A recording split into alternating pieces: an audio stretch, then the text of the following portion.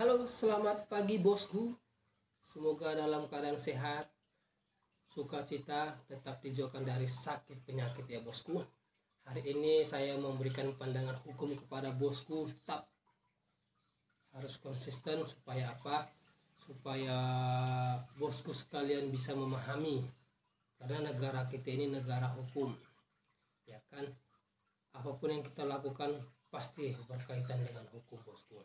Kita bertetangga, kita bersaudara, suami istri, anak ke ibu, ibu ke anak, suami ke istri, istri ke suami, kita ke orang tua kita, semua kita berhubungan dengan kerabat kita, dengan saudara kita itu ada hukumnya di situ bosku. Ya, sebelum kita membahas tentang hukum bosku, jangan lupa like dan subscribe YouTube ini, share supaya saya lebih semangat untuk memberikan pandangan-pandangan hukum kepada bosku. Oke bosku, yang mau kita bahas hari ini adalah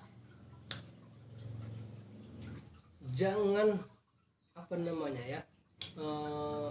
begini. Tadi malam kan saya melihat berita, banyak berita yang tadi malam membuat saya mau buat YouTube ini lah gitu. Berita tentang istri terbakar cemburu karena melihat suaminya selingkuh dalam mobil, menikam suaminya sampai meninggal di depan anaknya. Ada juga berita tadi malam juga saya tonton, bahwasanya suami membacok istrinya karena kedapatan selingkuh.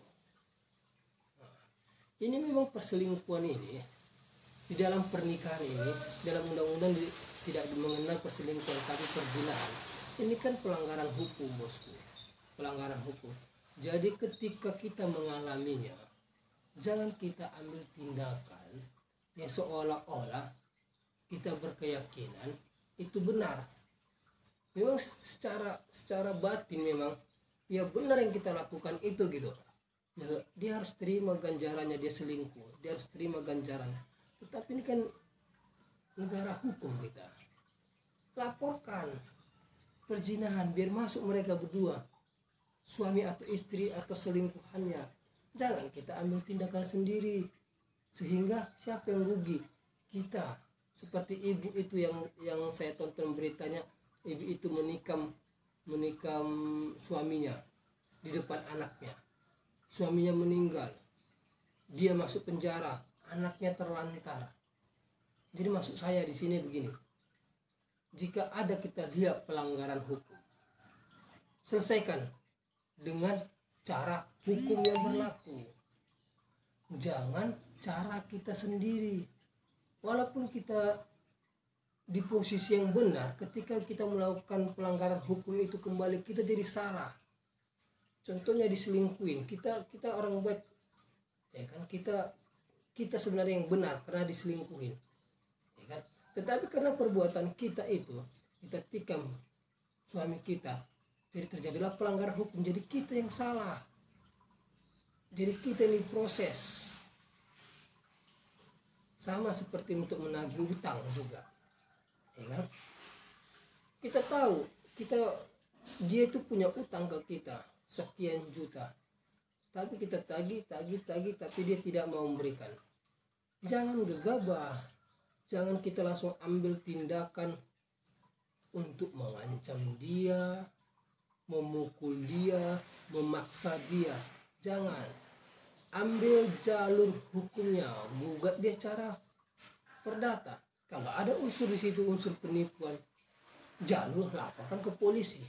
Jangan kita datang ke rumahnya, kita marah-marah. Memang posisi kita benar gitu. Kita mempunyai uang yang dia pinjam, tapi dia tidak mengembalikan. Memang posisi kita benar, tetapi eksekusi kita yang salah. Cara kita mengambil uang itu tersebut salah, dengan cara kekerasan. Datang kita ke rumahnya marah-marah, kita curi semua isi rumahnya, bisa kita dilaporkan pengerusakan. Damai nanti. Kalau kita datang ke polisi damai, saya mau cabut laporan saya tapi utang saya habis, kan siapa yang rugi juga gitu. Jadi maksud saya di sini bosku, ketika kita lihat ada pelanggaran hukum di sana dan hak kita dikangkangi, hak kita diabaikan, ambil jalur hukumnya. Ketika suami berselingkuh, ketika istri berselingkuh, berzina, ambil jalur hukumnya, laporkan ke polisi perzinahan. Jangan mengambil tindakan sendiri yang mengakibatkan menjadi kita yang bersalah bosku.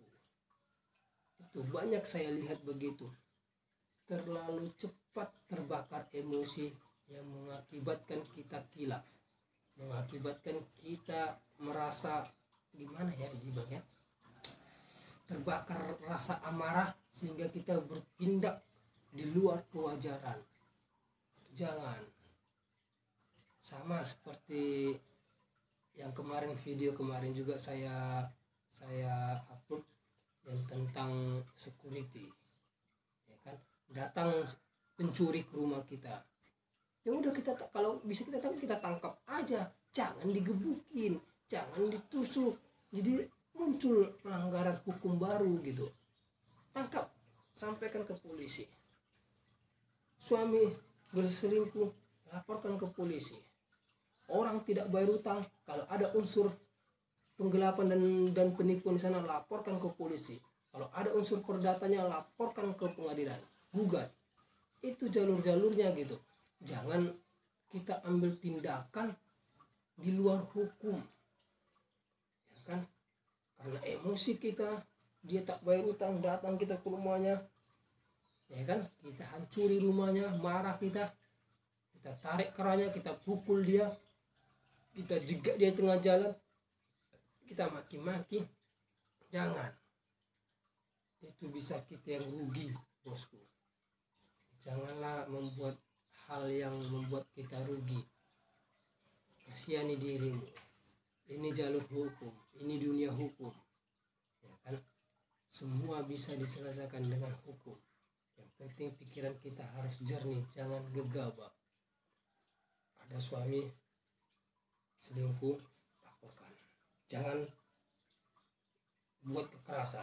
Ada istri yang selingkuh, laporkan. Jangan buat kekerasan, kan?